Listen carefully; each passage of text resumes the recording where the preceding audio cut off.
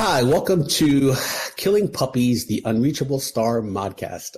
I've, of course, changed it from podcast to modcast because I'm the OG mod, right? And this segment, which is the second version of this, is Hacking Your Seed Raise with OuiShopp founder Carolyn Bosco. Hey, Carolyn, how you doing? Good. Thanks for having me. Great. And OuiShopp is spelled OuiShopp, which is very cool. Okay. So before we get into Carolyn and why she's here and all the cool stuff she's got going on and why she's relevant to my audience, which I'm just starting to build, even though I've been doing this forever, but this is sort of my way of, instead of doing this one-on-one with somebody, I want to share sort of the magic that happens when I work with a startup person and we get to the really cool stuff. Not the stuff that everybody else talks about, which is, I think, mostly useless. But again, that's just my opinion. So I'll start off with who I am. I'm Mark Modica, the OG mod, what I go as, and pioneer in creating, funding, and valuing ventures. Killing Puppies is my insider take and insight into the good, the bad, and the ugly world of venture capital. And it's my quest to change this world and to help creators reach their unreachable star, their impossible quest. Okay?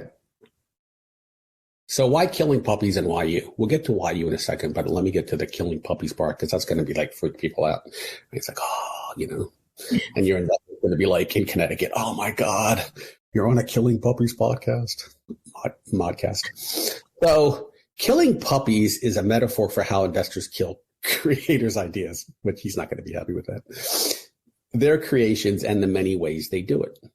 And again, it's not like they're trying to. It's not like that's their purpose. It's just what happens because of the model of venture capital right now. And again, my mission, my quest is to help save the puppies. So my mantra is no more dead puppies. And the way I first heard about this notion of killing puppies was from a founder or a partner at one of the biggest venture funds in the world who unfortunately passed away at a very early age in his 40s, but he was very thoughtful, very cool. And when I asked him why they didn't sell the ones that didn't make it or the ones that they had to put out of business because they couldn't fund it anymore or they didn't want to give it more money, why they just didn't sell it back to the founders or why didn't they let them take it? He basically said, hey, it's like killing puppies, which essentially is like, we can't let it grow without us. We own it because we have preferred stock. And that's another thing we have to talk about. When you get preferred stock and get an investment, you essentially are selling your idea, no matter what percentage you sell to the fund. They effectively own your idea because you can't raise any more money. You can't sell it and you can't spend money in the way you might want to, particularly these big funds. Based upon the docs, right? So for me, this is all about, if I could break into song, like to dream the impossible dream is, to dream the impossible dream is like, this is my quest to follow that star, no matter how hopeless, no matter how far. That's you. It's your dream, it's your life. To them, it's not. They're going to say they care. They're going to try to help. But to them, it's a financial transaction.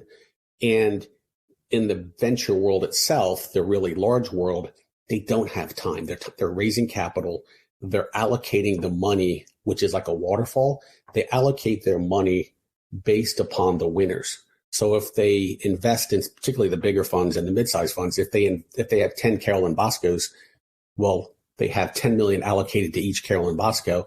The ones that go the fastest or create the most value or do what they think is going to become a unicorn or their idea of, their moonshot, they're going to reallocate their money to them, and the other companies don't get that capital. And then they're kind of on their own, or everybody's on their own to really go fundraise, which you don't realize that. And you're really on your own to build your company, but they kind of come in and give you advice. And that advice really isn't about your quest. That's advice about how they believe they can make money and get money for their limited partners, which is their job. So they're not bad people. It's their job to continue their funds, to raise more money, and to get as many winners as possible. And the rest, they kind of like kill. They're the dead puppies. In a world where that's the power is with the Carolyn Boscos of the world, that wouldn't be the case. You would have a few big winners. You would have lots of people that were winning a little bit, and then you would have a few losers, right? So that's what we're here to try to change. Okay. So let me give you a little bit of introduction into the world I'm creating to try to fix that, which I will give you a little bit of context for the reader, the viewers, and to you. And I call that the Ventureverse. And let me walk you through that a little bit. Okay. Does that make sense?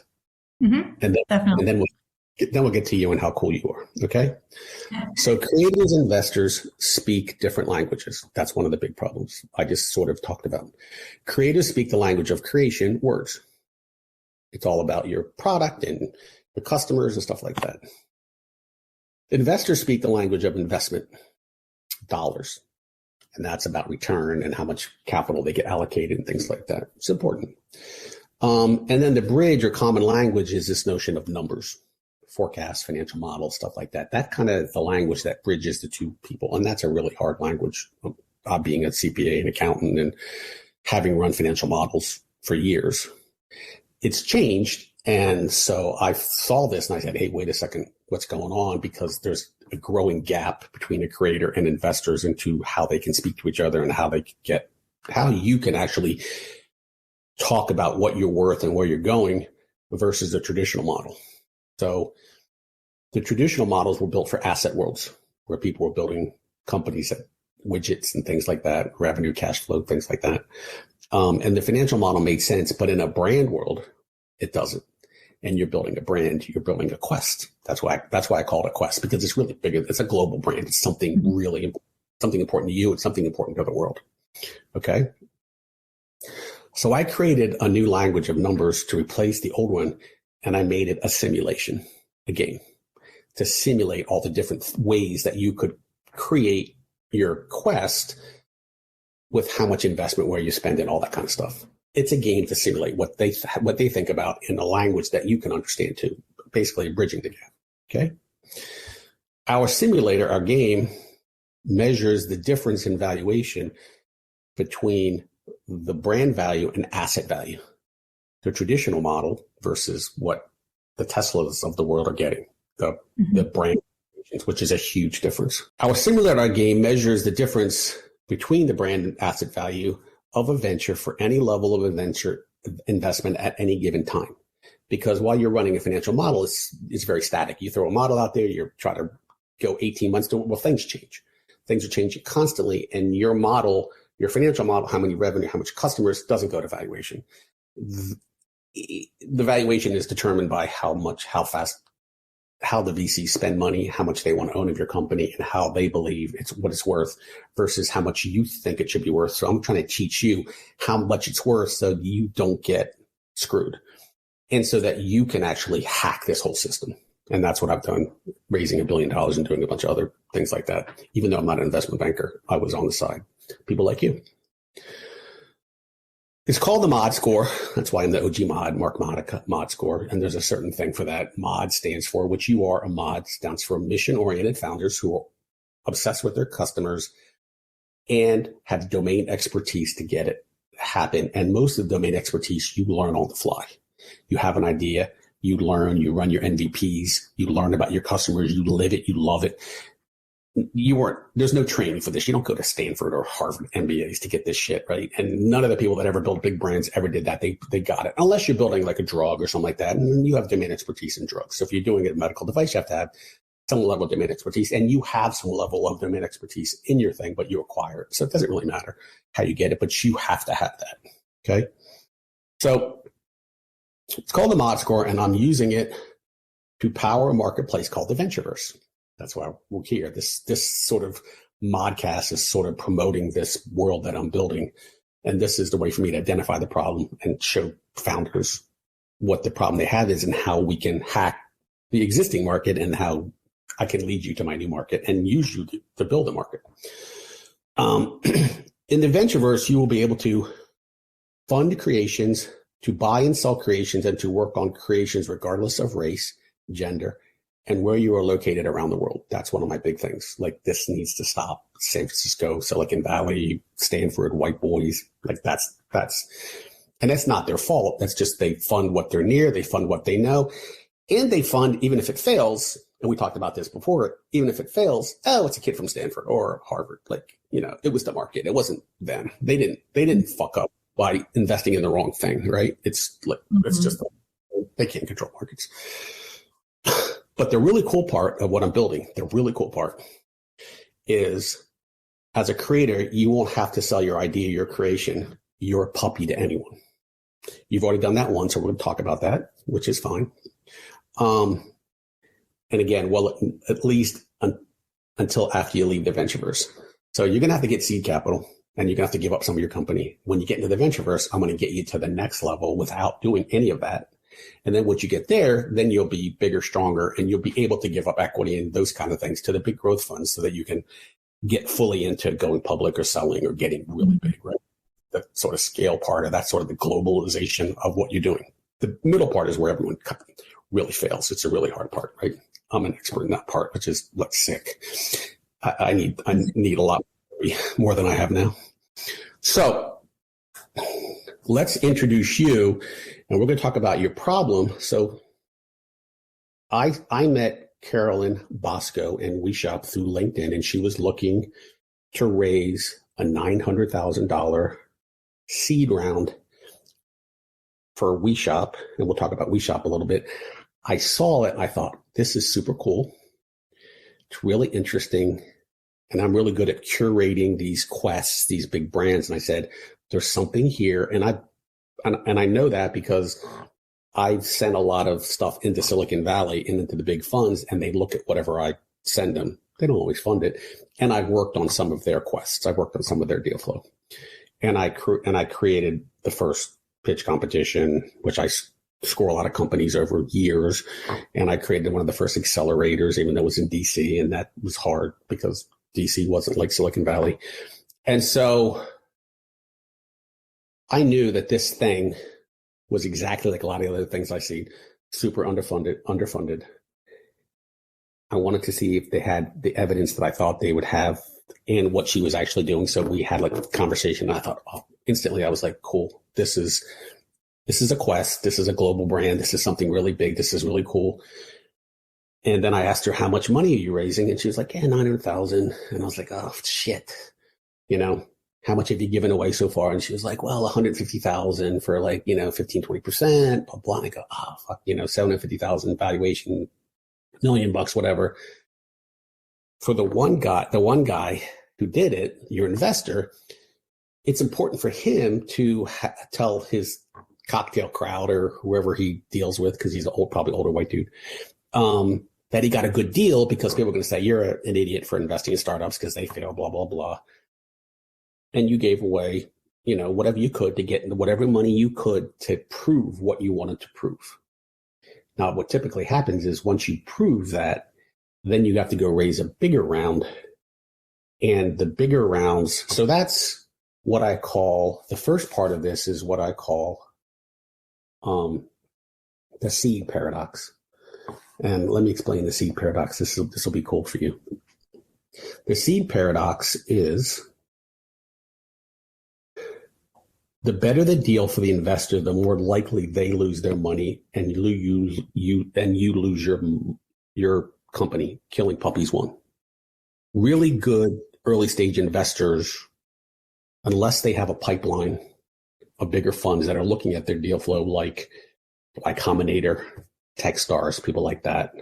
And even them, they can't keep up with the deal flow. They take the top 5% and those things get funded, and they have issues around their stuff too. The more they take, the more likely they're going to lose money. Like when I told you that, you were kind of like, huh? And I go, yeah, the more he gets, the more likely he's going to lose his money. So we can't fix that here. Eventually we can educate the population, and using the Ventureverse, I can say, hey guys, don't take as much, because you need the founder to have more equity capital or more of the company, so that when they if they need to pivot or if something goes wrong, which it will, or it goes right, you're not looking at people that say, hey, I can't touch that because it's already got too much investment. And the problem is that they typically don't have deep pockets, so they're not actually a good financial partner because they can't keep up with the money that you really need. So their money is not dumb money, but their money is just money to get you to a certain point. And it's like the investors that come in are like, yeah, that guy's useless to us. So sometimes they cram him down, or like there's a whole series of things that just like a game that's being played that's just not beneficial to your quest. Doesn't help you. But we want him to make a lot of money. That's why you gave it a good valuation, because we do. It's not like it's not like this is about you making more money. This is about the probabilities of failure, and probabilities of failure, if you gave away too much early, increases your probability 100%. So we're going to hack that in a second. We're going to fix that problem. I can't tell you how you got here, and probably wouldn't change it anyhow. How you got here is probably what you had to do to get here. So we're cool with that. So let's just drop that. That's the C paradox, right? Now we go into the cool part, which is two parts of this, which are kind of combined, which is the venture paradox, because you're still raising seed money, right? Correct? Mm-hmm. Yep. Yeah. So we're going to stop talking about that way. Okay. By the time we're done this modcast, you're going to tell me that you're raising a venture round right now. Okay? I promise you. Mm-hmm. 900,000 right now. No. By the time we're done this. Oh, by the time we're done. Yeah. By the time we're done this, you're going to change your mind. Gotcha. But you're not going to tell me you changed your mind until maybe later. So I'm not going to force you. I'm not trying to tell you what to do. Yeah.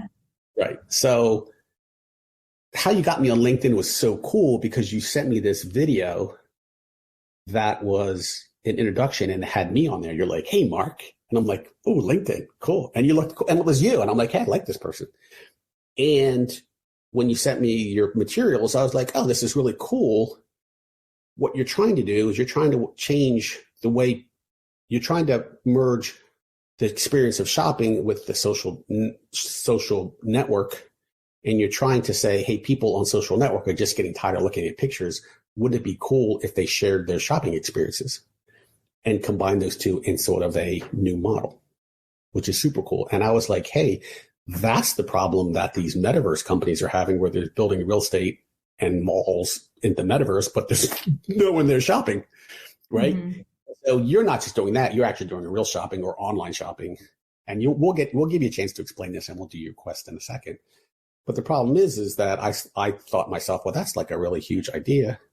And if you raise $900,000, where's that going to get you? And you were like 18-month runway. And all that's just about the people you're raising money from, because that's what they want to hear. And that's about the money you're going to spend based upon their fund, not how much you really need, not how much you really would spend, not how much will get you to the next level.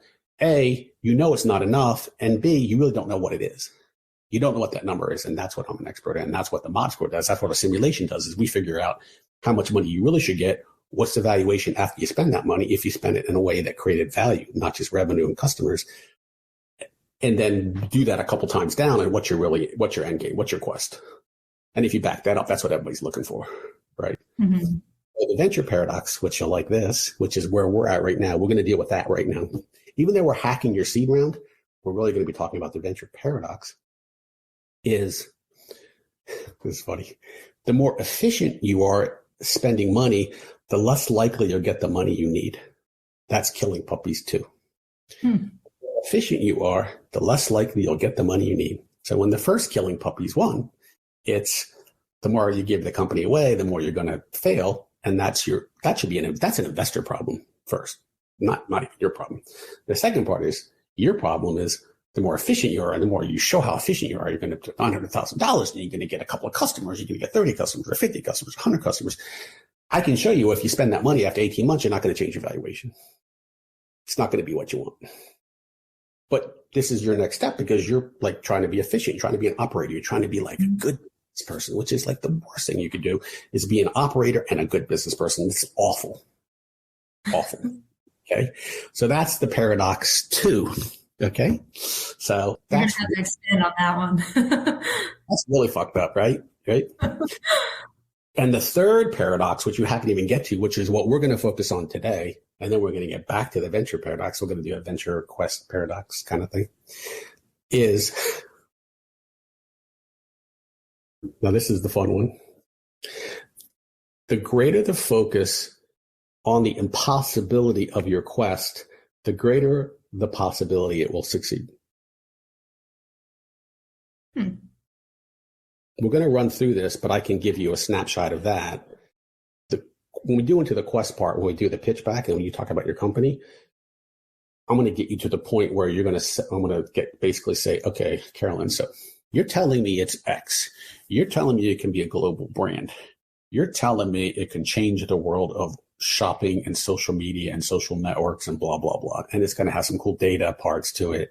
It's going to have all this cool stuff, this cool platform, right? It's going to be so fucking cool. You, in your apartment in Park City, Utah.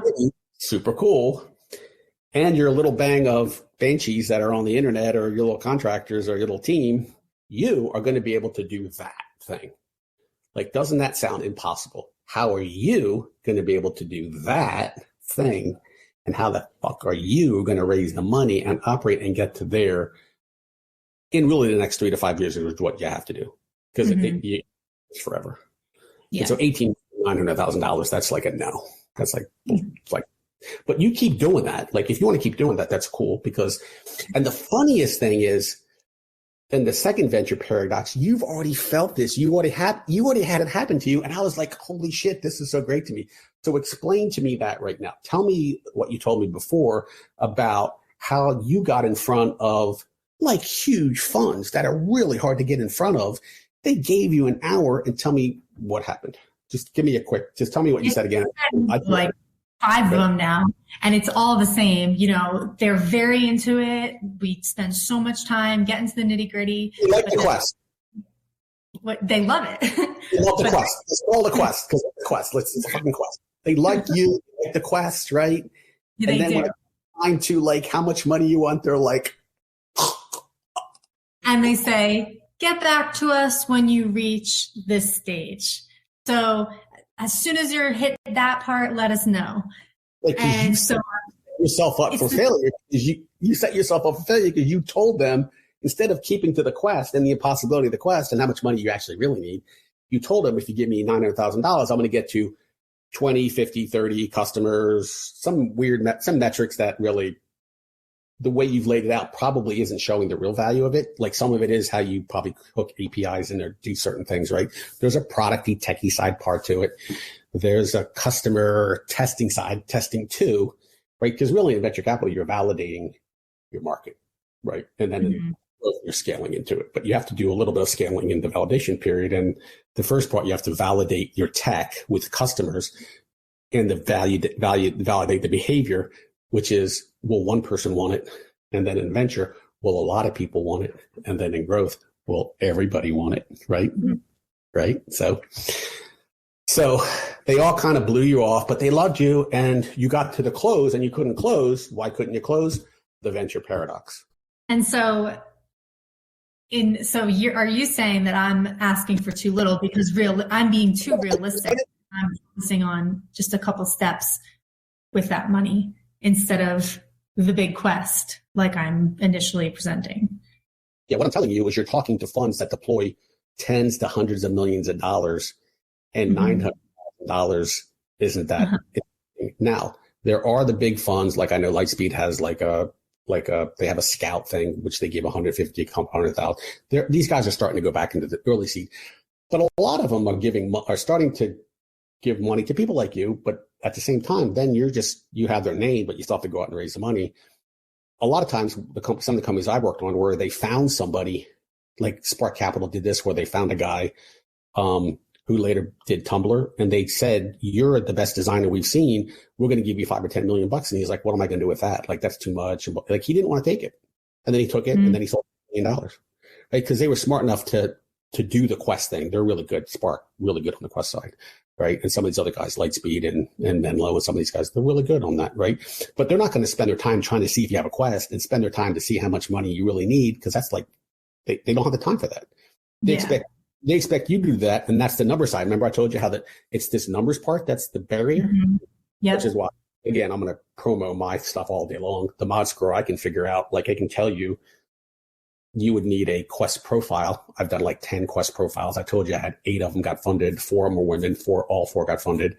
And they all asked for, I got them to ask for more money at higher valuations with less, as much shit as you have or less, or maybe a little bit more, but not as much as you think, not as much customers as you think. So what you're doing is you're equating certain things to value, even though you don't know what that value is. You're just being told, or everyone's kind of telling you, you have to have a financial model. You've got to get to 10 customers and 100 customers and 200 customers, or 1,000 eyeballs to 10,000 eyeballs. There's metrics out there that you're working with that really can't relate to valuation. Again, we do that. We'll build you a valuation algorithm that will tell you exactly how much to raise. And then I'm going to tell you how to hack that. I'm going to tell you how to use that to hack to get the money you need right now. Because it's delusional to say, hey, I need 15, 10, 100 million right now. But like, I can't pay my bills, right? Like, so like I need money now, but I'll tell you how to hack that, right? But we're going to go into like the cool part of your stuff. I'm going to let you. So all 3 of those paradoxes are at play right now. One is you can't fix the first part, which no one can really fix that. We talk about the 3 paradoxes, right? The most important one's the quest paradox. So let me give you a little bit of that so that are you okay with time? We cool? Oh yeah, I'm good. Okay. There was a deer running across outside. That's what caught my eye. Oh, Yeah. Yeah. I see the crazies out here. Yeah.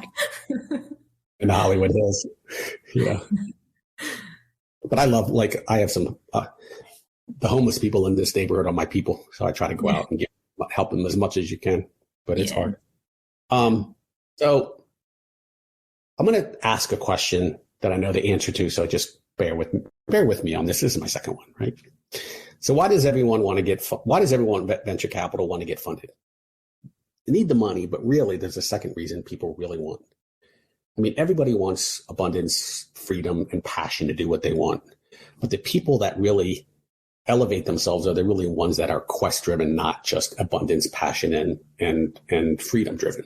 That's part of it, but really it's this whole notion of a quest. So getting capital validates your quest, validates its worth, validates your worth. Mm-hmm. It validates you to your mom and your dad, to people, and what she's doing, and why does she have a job, why is she having babies, and why does she have a husband, or a wife, or like what, or a non-specific gender person. Why? Like that's important too. So you're fighting on the battles of all these things, right? Got to pay bills, got to pay my people, got to everyone think I'm doing like what I want to do. So anyhow, so it's like getting into college or getting a job or winning a competition, right? You went to Loyola Marymount. When you got in, everyone was like, yeah, you graduate, yeah, get your first job, yeah. Well, those are all programs, they're not quests, Yeah. You're like, yeah, okay, great. So venture capital is data-driven. It's brand-driven. Funds creating their brand and partners creating their unique brand within the fund. They're busy creating their brands and their partners' brands. That's what they're doing. Like when you got to the big funds, when they all came and said, oh my God, we love what you're doing, but like $900,000, come back and do the, what I told you was like the Wizard of Oz thing, right? Mm-hmm. Like go kill the witch and bring back the broom. And like in the Wizard of Oz, what happened then?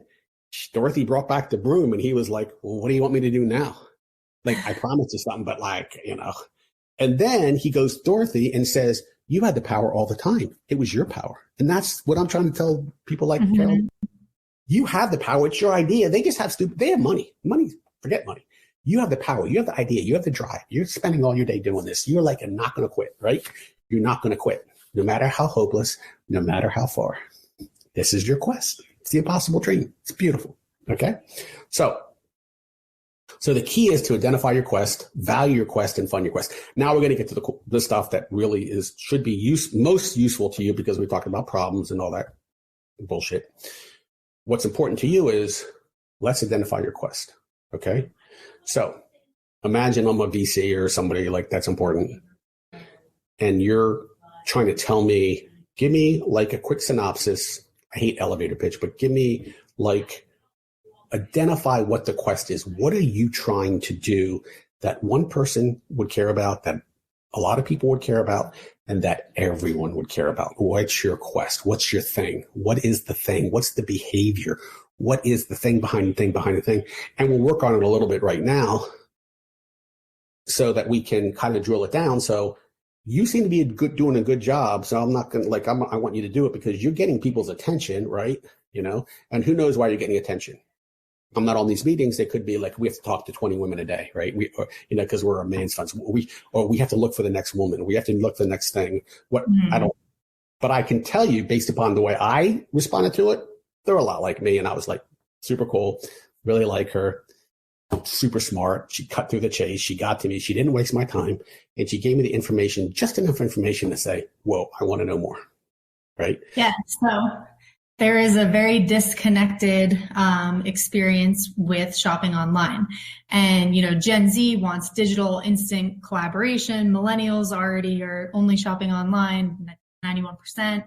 And there's social shopping in bits and pieces, but there's no actual avenue right now that connects people to actually shop together online. So we made OuiShopp, which allows people to log on together and be connected by video and voice and go on an actual shopping spree, like back in the day when you would grab your friends and run to the mall and get each other's opinions. Yeah. And now you can actually do that online with OuiShopp. Girls would go shop and boys would go to see girls shopping. Right. Because that's what you see girls out of school. You're like, I got to go to the mall, right? Yeah. So it's basically taking that experience and replicating it online, which right now the behaviors are there in people because they're sending links and screenshots and emails of all different products to get advice from friends and family. Right. However, everything is broken and disconnected and not in one place, and people are adding things to carts and then leaving the carts. So this brings all of that into one place and can not only do that for the consumer, but also turn any e-commerce store into a collaborative experience. So what did you learn? So I'm assuming this is kind of like a two-sided marketplace, right? Mm-hmm. You're going to have on your site, you're going to have people that are shopping. So you have your consumer base, kind of like a Facebook base. You're going to have a bunch of people that mm-hmm. have like a page or have something, and then they're connected in a shopping experience. Do you already have existing retailers and things like that are participating, or are you just wherever they go, you're just adding those retailers in? Like, how are you building this thing so that it's useful and it's not super time consuming, and that like, are you starting in one vertical? Like all the women that are going, that are getting married or that are having an event or having something, because like wedding lists and weddings are like, I know the Wedding Wire and there's a couple wedding sites that do a lot of this stuff around the wedding, right? And this is more like, hey, just I'm going to, I need a new wardrobe, or I need something new, or like, how are you getting it down so that you're segmenting the experiences? And what did you learn when you did your MVP and you got your first money that relate to that? And then we're going to drive into this quest. Like, what's the real quest? What's the thing behind the thing behind the thing? Mm-hmm. Right. So our initial version of the app that we launched in September was, we didn't want to take away any freedom from shoppers of, only these stores are integrated with us. So we started with having it be an open browser. So you can go to any online store. This way the shopper is not limited. However, we're limited. So none of this involves me going to a physical location. This is just purely online shopping. Purely online. Yeah. Right. Yeah. So with that, the shopping experience is we can't control as much on the back end because we're not actually integrated with those stores. Yeah. So now what we're doing, where we just finished our Shopify app, we're going to have stores, and we're starting with specifically stores on Shopify. And just in the click of a button, they can integrate with the app. We'll pull all their products, everything. So this way we have more control over the shopping experience. So there's two sides to it right now. We didn't want to take away any of that shopping freedom, so you can go to any store. However, we don't have a global OuiShopp cart, which is coming once stores are integrated. Go ahead. I told you before we even get on this that I would cut you off a little bit. Yeah. And it's probably a lot more. When you first did this and you had this open browser, what did you learn? Because you told me this before and I forgot, because I tend not to keep that stuff in my head. I can't tend to remember what's cool about it, but you had a behavior that you saw change. You predicted. So my thing is, like, you assert a behavior, you test that behavior, then you change to see what the behavior really is. And your MVP is all about assertions, and you keep making assertions to, like, oh, wait a second. That's the key. That's the hook. That's the part of the song people love. That's the thing that's going to bring them back. That's the thing that we really know that really makes us something special, something that maybe not changes a human behavior, but fills a human behavior need that isn't getting filled right now. Right. So what we had on the initial product, it was very based on going on that shopping spree. So you sign on, you invite, 5 friends to a shopping spree, and it's for a specific event or someone's birthday gift or bridesmaid dresses. The wedding. So it was designed as a spree or around an event, around a thing. And now I remember what you told me, which was interesting, and you can fill this in, but I did remember this, is it was really hard to get everyone together, just like in real life. Yes. So with that, I actually did calls with random users, which was awesome that they would get on and talk to me. And the same feedback. You're very bold, man. You got into big funds, which is like amazing. But I had the same feedback from everyone. I love it. It's so cool for certain things, but I don't use it every day because when I'm just looking at things on my own, I'm not taking the time to coordinate when can we all get on together. My problem, right? You're causing people to have to spend a lot of time organizing, and they don't want to do that. Right, exactly. So it's already built in that people go on their browser and shop on stores, and then getting advice is an afterthought. So we thought, okay, we need to revamp this a little bit to include people's already programmed behaviors. So yes, the event is great, but we don't want to be a once in a while app. We want to be a daily app. So now we just finished our revamp, which will be out by the beginning of next week. And that will actually enable people to shop and send it in spree chats and get quick, like, yes or no's on items. So this way they could do solo shopping, but still send it into the groups and get that really fast advice. If someone's multitasking, they can click, yeah, you should get that, but they don't have to actually get on the shopping spree. So the human behavior that's really important to this. So your quest, the thing that you saw, the thing that you started this, why did you start this? The quest is really important as to why you started this and what made you want to, like, do something as crazy as, like, $1 billion brand or a startup or something like that. And we're going to value this after we can do this little pitch back.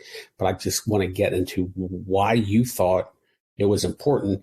The first thing I heard, which is one of the most important things, is remember when you used to go with your friends shopping. Remember that there's something deep embedded in ours in the community. And no matter what the communities that we have right now are too much FOMO. They're like, I had a wedding, look at my wedding pictures. That's all FOMO stuff. That's self-promotion. And people don't need to. They just love it. This is like they want people to see, but then it gets a little narcissistic, right? This gets back to the roots of community. And this is real community. I'm doing the pitch back right now. This is real community. And what you're doing is you're creating the next level or the real level of a real community and something that we all love. Right, something that's deeply embedded in us, and something that is an activity that we all do, and something that can connect people around an activity that actually creates a huge amount of really much better data, which I think the social media stuff, all the advertising data is really bad. And so give me a little bit of that and let's work through that. Let's talk about what your Quest really does. Mm-hmm. I mean, we're naturally social beings. And I think a lot of that community experience with the internet has been taken away. You know, before you didn't have the ability to go shopping online. So it was more of a social thing. And naturally, at least women for the most part, are getting advice on things nonstop before they make purchases. I mean, if I show you my phone, you'll see how many links are sent back and forth and every day. And so that desire is there to be connected around pretty much anything you do.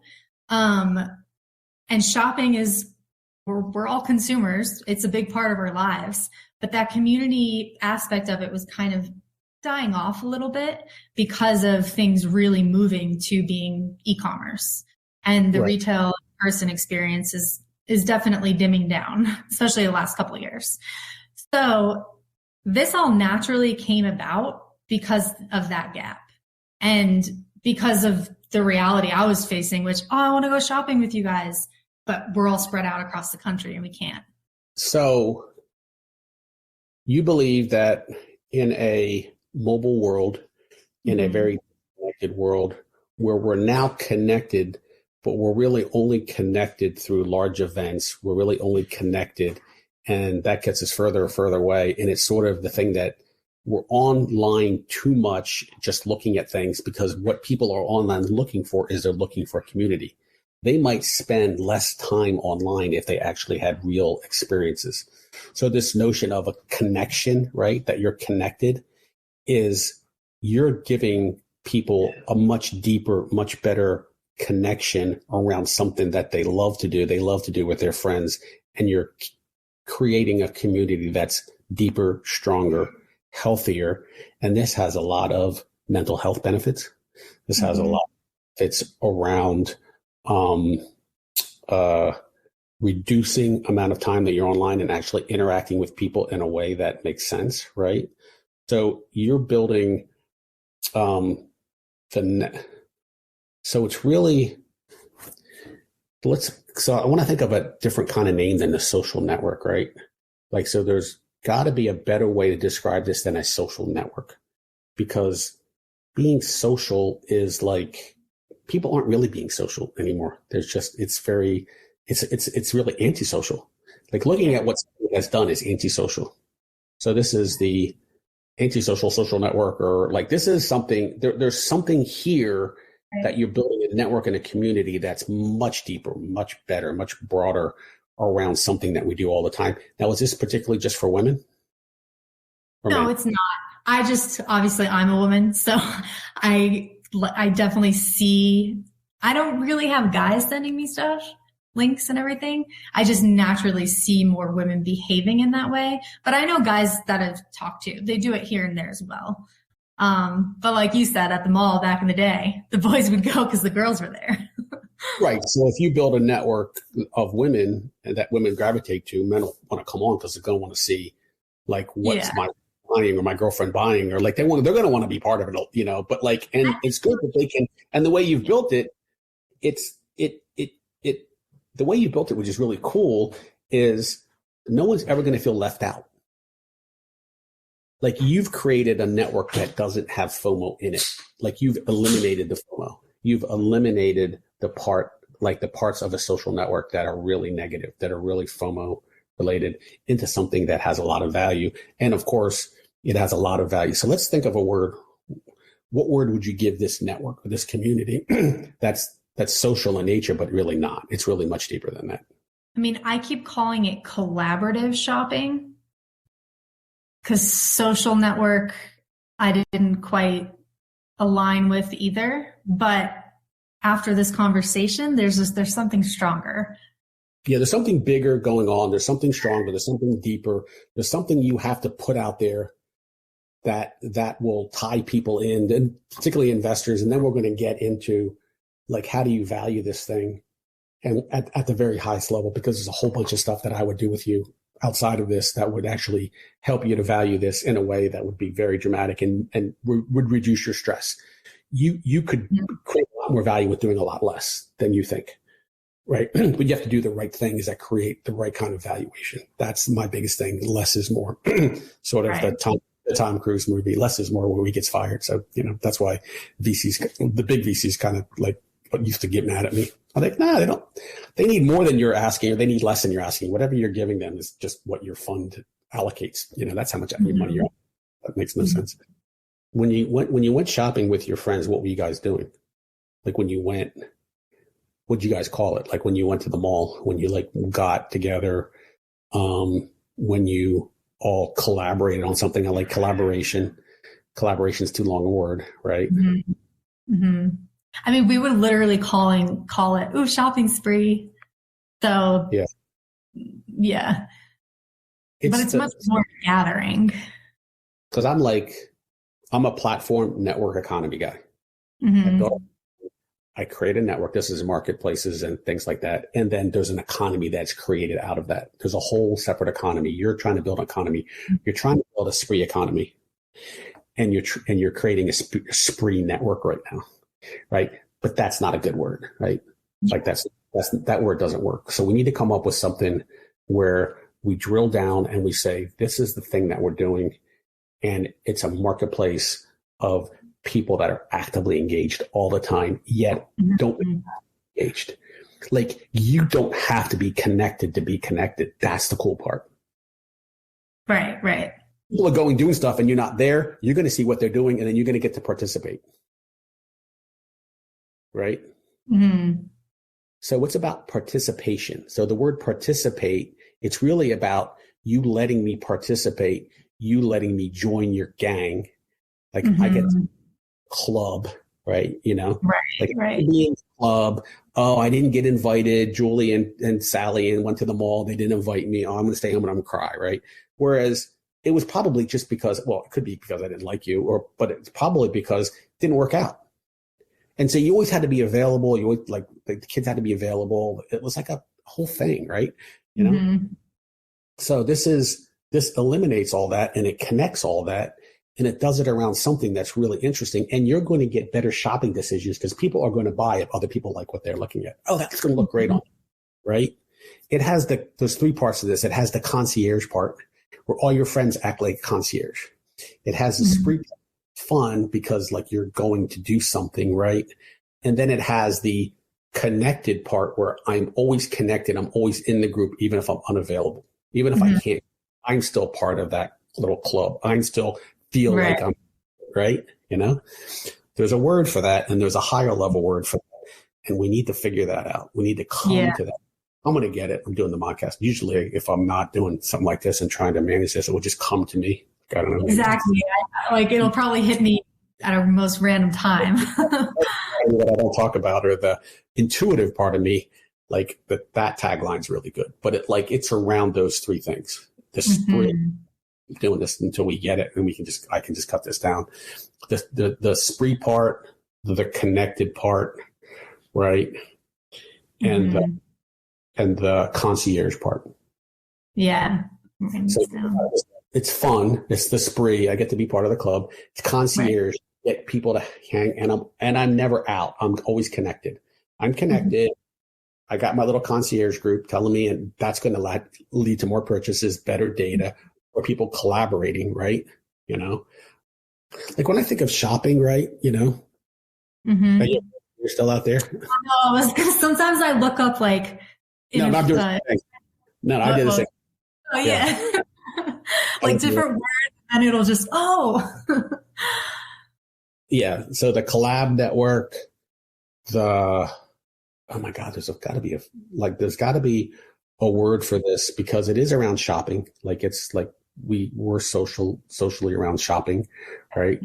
It's collaboration. It's participation. Yeah. What was it when you got picked for a team and you didn't want to be last? You're like, fuck, pick me. It's that's the thing that you want to do it around because the shopping is not the thing. Shopping is something that we do every day. The thing is being included, right? And putting that with the shopping. Yeah. It's the inclusion. This is right. This is the inclusion network. This is where I'm included. I'm never excluded. This is the network. I'm always included because I'm invited in. I can jump in and out of anything that person does, and I'm going to have a series of these connections, right? And don't have to worry about how many things I'm in because it's not going to be like LinkedIn, people always bombarding you for sales and stuff. Like, it's going to be so cool because unlike Facebook, which is most of my high school people, like, I love to see your kids, but like, it's enough, your grandkids, right? Like the seventh grade kid. Or all high school kids and some college and then a few workers, but like it's skewed to a certain thing, right? Right. Like you could have all kinds of different groups, right? You can have sisters if you did that, or you could have your athletes, or you could have the chess club, or you could have whoever you were part of and wherever you're part of when you get a kid, the mommy's club, right? But it doesn't mean the problem now is when you join that club, you have to drop the other clubs. Like the women that went out drinking for happy hour, and then all of a sudden you got a baby and you can't go. Well, you're not included in that. This, you're never not included forever. Just keep adding more networks without creating more time on your thing. Right. Like this is like the frictionless social network. This is the frictionless collaboration network. This is something so big and so powerful that it's like Amazon right now. The one thing that's cool about them is, or Uber, like, when the person's coming and then you can cut them off. It just creates a level of certainty and a level of not time, right? So it's not the shopping's part. It's not the spree network would be kind of cool. That'd be fun, right? But it's like got to be something around that. Like, it's not just the shopping. It's the shopping is the thing that gets everybody together. Right. It isn't the thing that, you know what it is? It's fucking book club. It is book club. This is book club. This is book club network. It's book club. Like, you're building a book club network around shopping. Because you could do this thing around books. You could say, hey, we read this book and blah, blah, blah. But it's really around shopping. It's the book club network for shoppers. Yeah. It's true. And it's book club. You have the global book club, which is fun, right? My daughter has some friends. They never talk about the books. They just drink, right? Yeah. They have a certain group, my daughters, they have some guys that are, like a fun gay guys. They have their super cool book clubs in Hollywood, and they get to participate. And sometimes they can't go, and they're like, they really want to go, but they have something going on. This is book club on steroids. Yeah. There's always a way to be connected to it, even if you're not live in it. Right. That's what it is. It's book club. Shopping driven. I like that. You like that? Yeah. You definitely you see the vision right there. And I'm always focusing on the business side of the vision, and what's more concrete. But wait, what? So what was my third paradox, which was the most important paradox?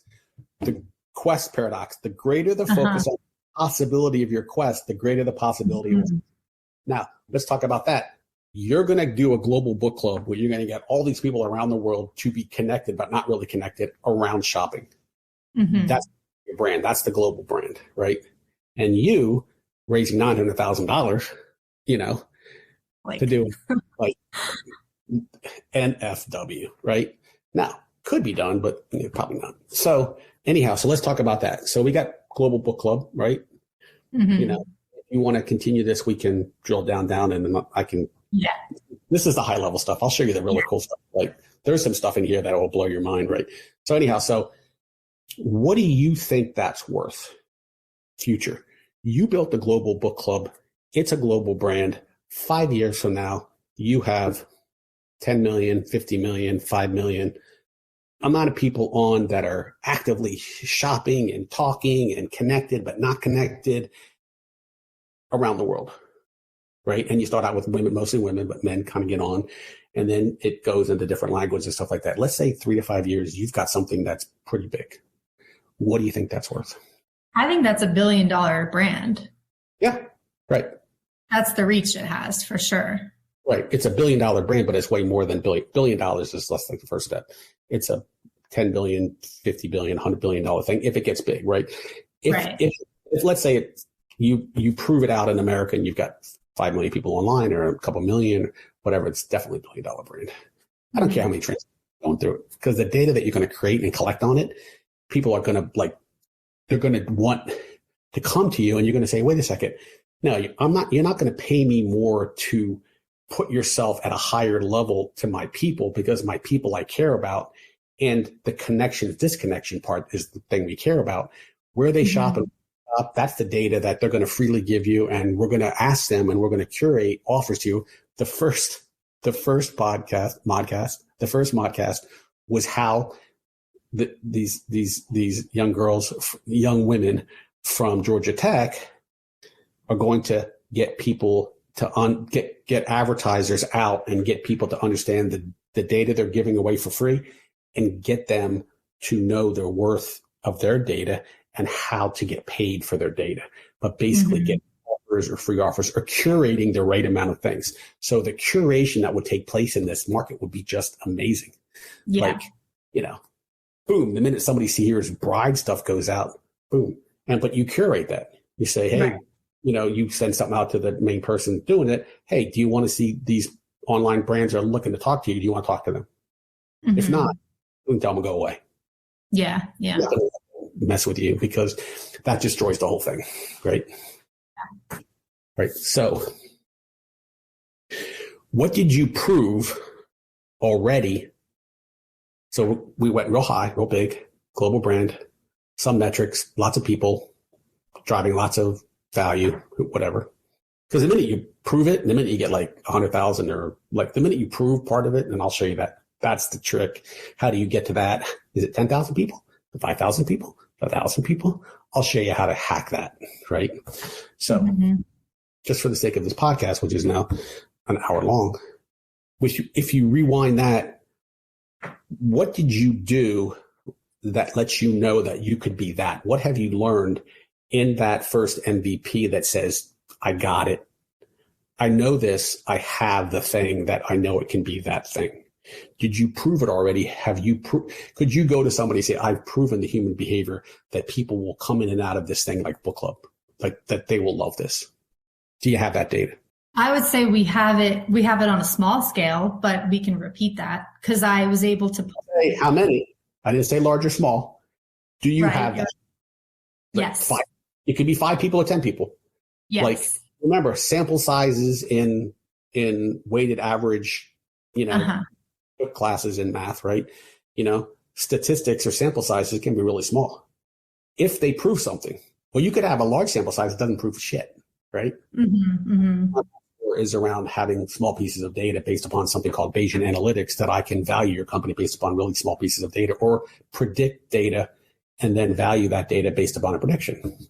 That's revenue or cash flow. So the answer I know is yes, but I want you to say it. I want you to say, yes, I know right here today that I have it. And what I need money for is to build some more product and to drive 1,000, 10,000, 50,000. I need to get to that next step where I show, not at scale, but at a larger sample size, which with some more features and some more cool stuff, this assertion more flushed out, deeper and richer version of the first thing, which is super cool, right?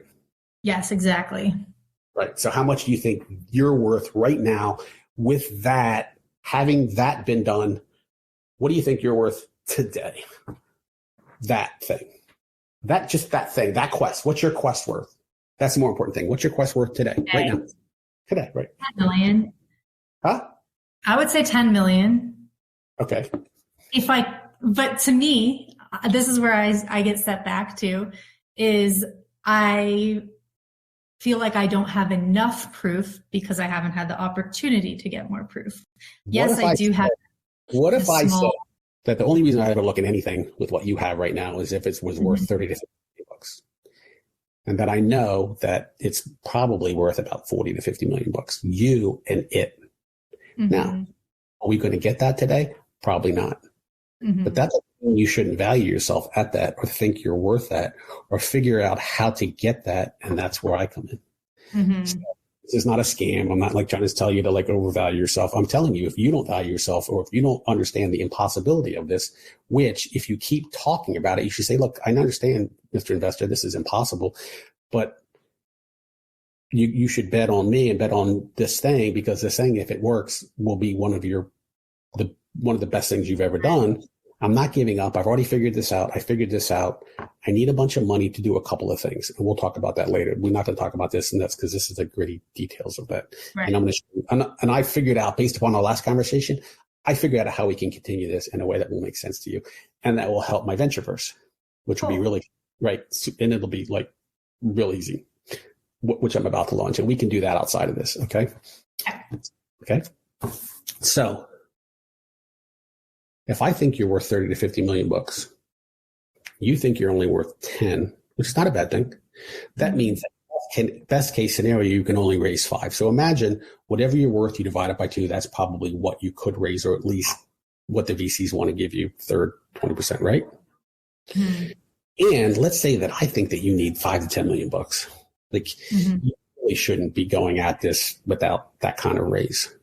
And if I could show you how to hack it, would you be interested in how you could hack that right now? Hell yes. Yeah. So based upon what I know, what I've done before and done a lot of, you should be raising a lot more money and figuring out where to spend that. And again, that's the mod score. I can show you how to do that. You already know it. Like, I'm just going to peel it out of you and I'm going to get rid of crap and drill it down to like, my thing is a 3x3x3 matrix. I create an algorithm that separates your sector, your customer, and your industry 3 times and drives 3 metrics, 1 metric into your sector, 1 metric into your industry, 1 metric into your customer, and those things change over time. So it's a complicated process, but when you come up with it, it's really simple to talk about. I need this much money. I need to allocate it to these things. Forget about how much headcount, forget about computers, forget about all that bullshit. That's all crap. I'm going to allocate it to this to increase my brand. Right. Or to create hype around my brand. I have something called a hype score, which is you'll be interested in too. So that's cool. So so I'm going to give everybody out there how you hack this is you have to re-engineer a raise around a lot more money. Going out and saying, I am going to raise 10 million bucks Q2 of next year. Okay. I am currently now bridging into that. I have a $1 or $2 million note open on that I will cap, they call it cap, at a valuation of, let's say, $20 million, 15, 10. We'll figure something out. That way, people can participate in that knowing that what they're investing in is this larger raise so they can be part of this thing. And the evidence you have is these guys are already talking to you to come back and see them. You have something that a lot of people don't have. They told you to come back. They did the Wizard of Oz thing. So you know. And you know you got to raise 10, 5 or 10, but you don't know where to spend it yet. You have an idea, right? Right? So if I gave you 10 million bucks, would you know how to spend it today? Not all of it. Right, because you haven't thought about it.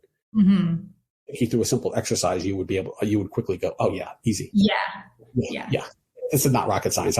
It's abstract is what it is. It's abstract thing I'm doing. And it's complicated in its abstraction, not in the math. Math is simple. I'm actually by the math and make it super simple, but abstract. But the abstraction is what you're living today. And you'd be like, yeah, that metric I need to drive, that metric. But you're going to go, but everyone else wants to see revenue. And revenue may be a component of it, but it may not be. I don't know. Could be, but there's something in it that is going to show the different levels. And I built a whole system around this, a simulation around this. So I've done this a lot. I've had people that I went to, and most of the people that I did weren't raising enough. I got them to ask for more. and they got the money they needed now by asking for more that they weren't actually asking for. Mm-hmm. Hack. Remember, I told you the more efficient you are, the less money you're going to get. We have to make you. We have to make you impossible and inefficient. What you're doing is impossible, and you are not going to be efficient with the money you get. You are going to spend it to create value, and you're going to try to do that as fast as possible. And the thing you do is you're trying to create value as fast as you can with the least amount of capital, but you have to play the game that they want to give you money and spend it and create the same value with the most amount of capital. They actually want to spend more because they want to own more of your company, or they have to deploy that capital, and they have to deploy so much capital per partner. So they have to spend the money. Mm-hmm. And they have like those billions that are sitting on the sideline. There's never been as much dry powder. Remember I talked about dry powder? Yeah. Mm-hmm. Right. So what's dry powder? Money that is sitting there that they have to spend, but they're not spending. Money that they have to spend over 5 years. A fund life is 5 years. Right. 7. And if I raised a $4 billion fund, I may not have all that in the bank, but I have to deploy that in a fast way. So I have to spend the money. Right. So you just have to give them a reason to spend the money. Right. You don't have to make them efficient. It's not their money. Your guy in Connecticut, it's his money. Right. Mm-hmm. Small fund, they don't want to get crushed by the bigger guys. They'll put you on a different trajectory. Right. So there's just different trajectories. Too hot, you have too much money, you're going to crash. Too little, you crash. You got to get that. You got to figure that right one is, right? That gets you into the atmosphere. I have a whole thing around moonshots and JFK. We're we don't need to get into it. But there's back in the day when the moonshot, JFK said, that was his impossible thing. In 10 years, I want to be on the moon, which was impossible because they hadn't gotten to space yet. Mm-hmm. He said, I want to be on the moon. They hadn't gotten to space. And the focus was the moon. That's the quest. You have to get your quest to the book club brand. The global book club brand is your quest. Right. You don't care how you get there, but you need to get there fast and now. Yeah. And you need a lot of money for that, but you might not need as much money as they think, but you need to spend it in a way that creates value for you and helps you and keep your company. So the conclusion of this is then you don't have a dead puppy. Right. It's all full circle now. I completely understand. Yeah. So global book club, we need to figure out how you ask for more money, how you raise your valuation and support that in a reasonable way, which when I give you the data, you're going to be like, oh, fuck yeah. Yes. Yeah. But I want you to think like that right now. I want you to start thinking, I'm worth $50 million today because I'm something no one else has. I figured out how to build global book club. I just haven't done it yet. The idea of it, the quest of it is worth way more than actually doing it. Mm-hmm. Yeah. And there's only so many quests out there that actually can be. There's a lot, but but they're looking for you and they found you. And yet you weren't prepared to do it because you've been trained or taught in a way that didn't ask for it because you're actually trying to be efficient and possible. It's so true. So true. You're trying to be efficient and possible, and I'm telling you to be inefficient and impossible. Even though deep down, I know better that the impossible is very possible. But for some reason, I'm like, Well, no. I mean, you can't fight conventional wisdom. You can't fight the things that are set out there, even though not one of these idiots that ever did this, Mark Zuckerberg dropped out of Harvard for $500,000 investment and moved to San Francisco. What, are you stupid? How dumb is that? Bill Gates dropped out of Harvard to go to, I think first stop was in Arizona, and he worked in had his little Microsoft in a strip shopping center. It's like a strip shopping center. Weird. And then he had his all weirdo buddies, and they figured out how to get IBM to give him the DOS software because they were like, oh, this is, mainframe guys were like, this is stupid. This is we do mainframes. This is child's play. This is something you put on your kitchen table for the kids to play with at night, right? No. But anyhow, so that's pretty much it. Now, how much are you worth right today? Pick a number. Just give me a number. 50 million. There you go. You're going to hear that constantly in most of my things because that's a good number, right? And you could say, no, I think why it's like 30, but like we need to go a little higher because what's funny, 50 million was something I wrote down when I first started this. Not even kidding. I was like, and for sure, easy. $1 million is what you're worth today because the hard part, the behavior stuff is hard. The tech isn't hard. Now the next hard step is to figure out how to attract people and make it a little bit more viral and get people on it, right? Like create that hype. Which the Ventureverse, I have a piece of that, which is like this, which is if people heard you do this, VCs might go, oh, I might give that money. But we want to be prepared for them. So your next step is, and we'll talk about this offline, I have a really easy way to do that because what you really need to do is be prepared to say, I need 10 to do these things, these 3 things, let's say. And after I spend the 10, I'm worth $250 million. Right. Okay. $250 million. And I'm going to, and to the people that are trying to give you the money you really need right now, you're going to walk around and go, I got, Matrix and Greylock and all these big funds looking at me right now, but I haven't given them a reason to give me money. Now I got to give them a reason to give me money. I've got to do a couple of things. I need your money, Mr. Angel or Mr. Small Fund. And, I'll help you. We got to figure out who that's from. Get the $1 million that you need to bridge into that. And that $1 million, you need it. The $1 million is to raise, is to get the 10. That's all. Right. Makes sense. You need $500,000 or $1 million to get 10. Yeah. You may only need $500,000 of that right now to get the 10. But the 10 is the goal. And the 10 is the goal on the 50 million. And then that to spend that. And so you have to do that 3 times. And I'll show you how to build an equation around how you do that really quickly and how you can just then as things go, you just change that equation. You change the dynamics of it. But everyone in the 10 people, they all have the same equation. None of them actually used it because this was too far beyond them right now. They were just helping me, and they just did these. I did some video stuff, and I put their data in, and then I they thought I was an investment bank and I was going to find them the money, and so there was some issues around that. They got funded anyhow because I showed them how to attract it. Right. You need to attract it. And the way you attract it is you're raising the money, not me. And no one's going to raise it. You're raising it and you've already got to them. Like, that's insane. Okay. I want to cut you off, but I have workers who are coming at 1:15 and it's 1:16, so they're probably outside. Yeah, this is gone way too long anyhow, but like, did you love it? Oh, yeah, it's awesome. And I too. No, it's awesome. And, I completely understand your point and agree. And it makes sense. And it's like, you're right. This is in me. I need a little tweak to pull it out. Well, you need this language that I'm going to give you. Yeah. You have a simple language that without it's going to be hard. Like the desire and the belief comes from you. The parts of the metrics that I'm going to show you how to build, that data comes from you, but I'm going to show you how to put it into a form and how to use my valuation model, which no one will ever see. And then I'm going to come and say, this is how you support that. And you're going to go, well, how do I talk about that? And I'm going to say, you don't. This is what it's worth. These are my metrics. This is how I'm going to get there.